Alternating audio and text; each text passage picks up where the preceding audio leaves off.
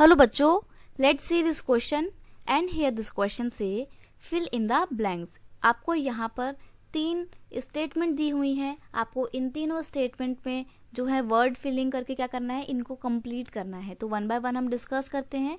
पहला हमारा स्टेटमेंट है the money that is spend by the MNCs. ये एमएनसीज क्या होता है? एमएनसीज का मतलब होता है multi national company. Multinational companies, देखो ये मल्टीनेशनल कंपनीज वो कंपनीज होती हैं जिसकी ब्रांच सिर्फ किसी एक देश में नहीं होती है बल्कि वर्ल्ड के अलग अलग देशों में होती है। जैसे कि आप इंडिया की ही देखें, इंडिया की जो टाटा इंडस्ट्रीज हैं, रतन टाटा की, उसकी कंपनी सिर्फ इंडिया में नहीं है बल्कि अमेरिका में भी है, ब्रिटेन में भी है, फ्रांस में भी है, पूरे ओवरऑल वर्ल्ड में अलग अलग कंट्रीज में फैली हुई है। इसलिए टाटा क्या है? एक मल्टीनेशनल कंपनी है।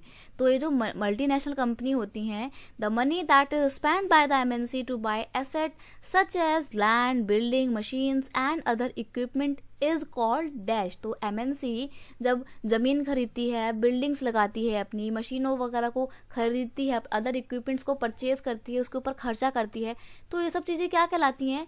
ये सब चीज़ें कहलाती हैं फॉरेन इन्वेस्टमेंट। मान लीजिए अमेरिका की कोई कंपनी इंडिया में आके अपनी कंपनी लगाना चाहती है, अपना बिजनेस सेटअप करना चाहती है, तो पहले उसको लैंड खरीदना पड़ेगा, वहाँ पे फिर वो अपनी बिल्डिंग्स लगाएगी, फिर बिल्डिंग्स लगाने के बाद फिर वहाँ पे वो अपनी मशीन को सेटअप करेगी, देन प्रोडक्शन स्टार्ट होगा। तो ये सब चीज़ें जो बाहर की अमेरिका की कंपनी ने इंडिया में आकर करी, इसको बोला जाता है फॉरेन इन्वेस्टमेंट। उन्होंने इन्वेस्टमेंट इसलिए करी क्योंकि उनको ऐसा लगता है कि फ्यूचर में ये लगाया गया पैसा बेनिफिट्स देगा, उनको बहुत ज़्यादा अच्छे प्रॉफिट मिलेंगे।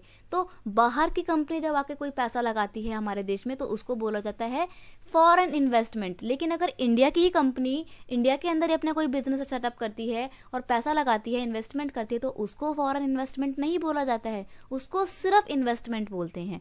तो एमएनसी के द्वारा लगाया हुआ पैसा क्या होता है? Foreign investment. फर्स्ट का आपका आंसर हो जाएगा फॉरेन इन्वेस्टमेंट। नेक्स्ट है dash is the process of rapid integration और इंटरकनेक्शन बिटवीन कंट्रीज। यानी कि ये एक वो प्रोसेस है जिसके थ्रू दो अलग अलग कंट्रीज़ बहुत तेज़ी से इंटीग्रेट होती हैं या उनके बीच में एक जो कनेक्शन है वो और ज़्यादा मजबूत होता है। तो वो प्रोसेस का नाम है ग्लोबलाइजेशन। ग्लोबलाइजेशन एक ऐसा प्रोसेस है जिसने वर्ल्ड की अलग अलग कंट्री को क्या कर दिया है? यूनाइट कर दिया है, उनके बीच में एक लिंक को स्टैब्लिश कर दिया है। देखो ग्लोबलाइजेशन को ऐसे भी लिखा जाता है और कहीं कहीं पर आप ग्लोबलाइजेशन की स्पेलिंग जो क्या देखोगे, ये भी देख सकते हो, एस की जगह जेड देख सकते हो। तो दोनों ही आपकी स्पेलिंग जो है बिल्कुल सही हो जाएंगे। कंफ्यूज नहीं होना है कि मैम ने यहाँ पे गलत लिख लिया। ग्लोबलाइजेशन ऐसे भी लिख सकते हो और आप वैसे भी लिख सकते हो। नेक्स्ट है आपका सेकंड का आंसर हो गया ग्लोबलाइजेशन। थर्ड का आंसर है after the reformation of 1991। Reformation का मतलब होता है सुधार लाना। तो 1991 के सुधार के बाद से India's foreign trade has dash. तो जब से 1991 के रिफॉर्मेशन आए हैं, रिफॉर्मेशन में क्या हुआ है? लिबरलाइजेशन, प्राइवेटलाइजेशन और ग्लोबलाइजेशन की पॉलिसी को इंडिया ने अडॉप्ट किया है। उसके बाद से क्या हुआ है? इंडिया का फॉरेन ट्रेड क्या हुआ है? बढ़ा है या घटा है?